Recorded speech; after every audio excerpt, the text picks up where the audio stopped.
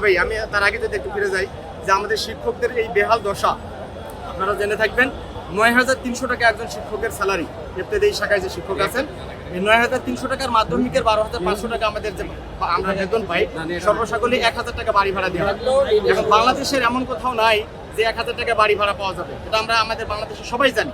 আমি একজন মানুষ, আমি বাসা ভাড়া নিয়ে থেকে ৫,০০০ টাকা, আমার বিদ্যুৎ বিল আছে, গ্যাস বিল আছে, সব মিলে যেটা বলতে চাচ্ছি আমি, সেটা হচ্ছে আমাদের ২০% যে দাবি, এটা যদি একটু অ্যানালাইসিস করে আপনাদেরকে বলি, তাহলে হচ্ছে ৯,৩০০ টাকায় আপনার ৬০০ কত টাকা যেন আসে আপনার এই বাড়ি ভাড়া, আপনার ১২,৫০০ টাকায় কোনোভাবেই ২,০০০ টাকাও হয় না। তো এই ২০% গেলে আমাদের ১৭০০ টাকা বা ২,০০০ টাকার কাছাকাছি আসে। তাহলে এই ২০%টা একটা জাতি গড়ার কারিগর, আজকে বাংলাদেশের শিক্ষকদের দ্বারাই আজকে এসপি হয়, ডিসি হয়, এসপি হয়, অনেক কিছু হয়। এই শিক্ষকদের যে অবদান, আজকে শিক্ষকরা যদি এভাবে রাস্তায় একের পর এক আসে, আজকে আপনারা জেনে থাকবেন আমাদের দীর্ঘদিন ধরে প্রায় ১ সপ্তাহ অতিবাহিত হচ্ছে, আজকে আমাদের শিক্ষা প্রতিষ্ঠান বন্ধ, আমাদের অন্তর কিন্তু দুঃখে আমরা কাতর হয়ে যাচ্ছি যে আমাদের সন্তানদের ক্ষতি হচ্ছে। এটা কিভাবে পোষাবো? পক্ষান্তরে আমাদের যে ১,০০০ টাকা বাড়ি ভাড়ায় আমরা যে কোনোভাবেই সারা দেশে কোথাও বাসা ভাড়া তো পাচ্ছি না।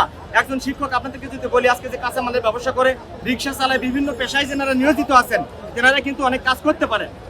পক্ষান্তরে একজন শিক্ষক অনার্স মাস্টার্স পাস করে বর্তমানে কিন্তু বিভিন্ন পাবলিক বিশ্ববিদ্যালয় থেকে পড়াশোনা করে এই ১২,৫০০ টাকা যখন চাকরিতে ঢুকতেছেন, তেনারা কিছুদিন চাকরি করে আবার সেই চাকরি ছেড়ে দিয়ে কোম্পানিতে যা যোগদান করতেছেন। তাহলে একজন শিক্ষক যখন শিক্ষকতা করেন, পাশাপাশি উনি কিন্তু আর অন্য কোনো পেশায় নিয়োজিত হতে পারেন না। আর একটা এখানে কথা আসে যে প্রাইভেটের কথাটা, প্রাইভেট বন্ধ করে দিতে হবে। আপনারা দেখেন, একটা শিক্ষা প্রতিষ্ঠানে